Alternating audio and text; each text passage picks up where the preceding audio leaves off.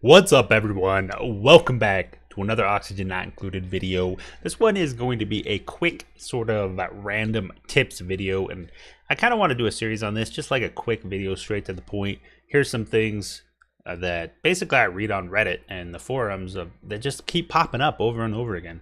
And I'm like, I'll just make a video series sort of covering these quick little tidbits that might help newer players or veteran players alike. They're not going to be in any specific order or at any specific player. It's just going to be sort of random what I come up with for the episode. So let's jump into it. First one is going to be about insulation and how you can sort of, I guess, protect from heat or cold or whatever early on in the game before you have access to like space material and all that. I've seen a lot of builds on Reddit and some on the forums as well that use this sort of system right here, where they will have a gap in between, a gap of a vacuum basically. So they'll build tiles here, then they'll deconstruct the tiles, leaving nothing but a vacuum.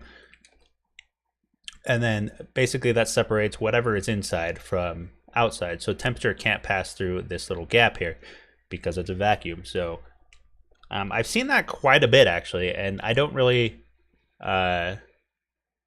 I never did this personally, and when I saw it I thought it was pretty cool, but at that point I already knew of this.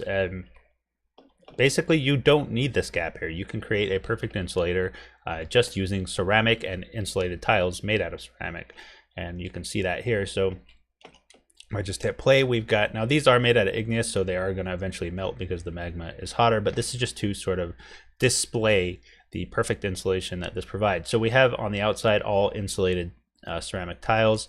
This one is a little bit hotter because it was exposed to gas earlier, so let's just replace that. All right, so we've got all the, well, why is that one hotter too? The two on the side got exposed to gas or something.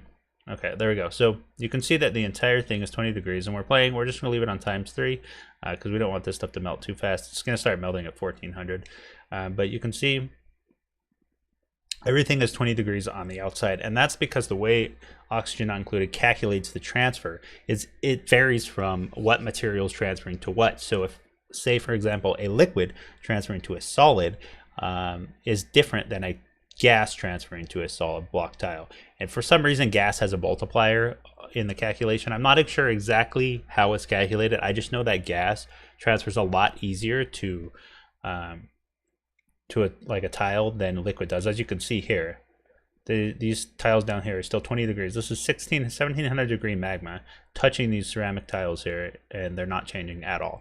Now if this was gas down here, that would be much different, and we're about to see that. So if we come up here, we can see that these tiles are 20 degrees, and I delete one of the inner layers, which is just a regular tile. These aren't insulated. We can see that now the gas is in contact with this insulated ceramic tile, and you can see it's starting to heat up already.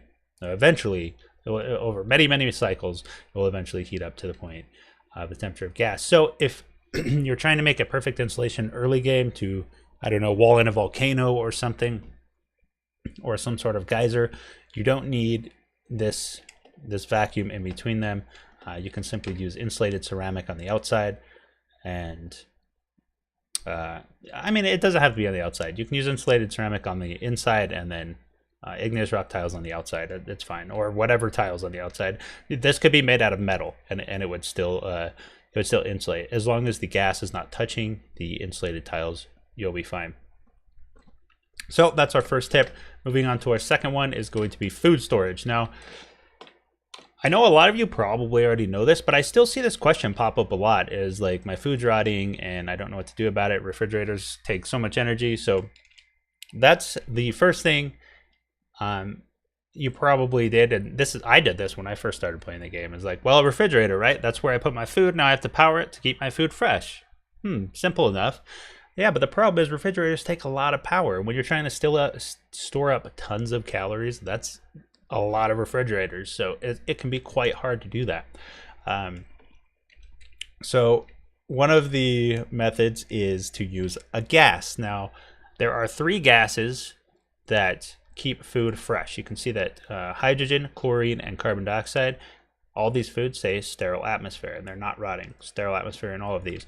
Natural gas does not. Now, I know natural gas, like in reality, has a slight amount of water vapor in it, I think, and that's probably why, because, well, water has oxygen in it. This doesn't work for water, polluted water, or steam either. Sour gas also doesn't work, and neither do any liquids, I assume, because I haven't tested all the liquids, but if you could just dump your food into a liquid and call it good, that would be kind of broken and overpowered. So I doubt they made that possible. So what you have is hydrogen, chlorine, and carbon dioxide for your primary storage gases as far as food goes. Chlorine being the best because it does have the antibacterial properties, I guess is what you would call them, because it does kill germs off rather quickly. Germs do die in these other gases, just not as quick as chlorine. Chlorine has the innate ability to just like rapidly kill germs off. So if you can store your food in chlorine, carbon dioxide is going to be the easiest setup. Hydrogen is kind of niche. Probably never going to use this because it does float on other gases, although there are some builds that could benefit from that. So that's tip number 2. Moving on to tip number 3, how to make a coal generator dance. I'm joking, that's not actually the tip, but if you do want to make one dance, you can hook it up to a smart battery, put the standby all the way to 0, and it'll wiggle. As long as it doesn't have any coal in it. If it has coal in it, it won't work. But the third tip is going to be basically early power generation. I see this come up a lot as on Reddit, new players are always asking, you know, can I have some tips? And one of the main things they list is that they're running out of coal or they can't produce enough power because whatever reason. So I'm going to recommend for you to go research smart batteries and like pretty much as fast as you can, because it's going to alleviate all of your power problems. And the reason is you can run the coal generator without worrying about just constantly running out of coal, because if you don't have it hooked up to a smart battery through automation, the coal generator will just run regardless of power needs. It will just continuously run and you'll just burn through coal like no other. But if you have it hooked up to a smart battery, you can take the threshold here, say 100%, and this is just when coal will be added to the generator. So if there's less than 50% coal in here, if it was at 50% and there was less than 50% coal in here, then a dupe would come and refill it. So just make sure it's always full, basically. And then you can take the battery here and you can say, go on standby when the battery is 100% full and activate if it's below 50%. So once the battery drops below a certain point, we can actually go like that. See, move it up. So it's below 72%. And then it'll fill up to 100. And see, it stops now. Now that we have the amount of power we need, it stops. So we're no longer wasting coal. So if you're having power issues early on, definitely research smart batteries, rush for that stuff, because I do that. Like, I love getting smart batteries as fast as I possibly can. That way I can just run off coal and I don't have to really worry about power for a very long time.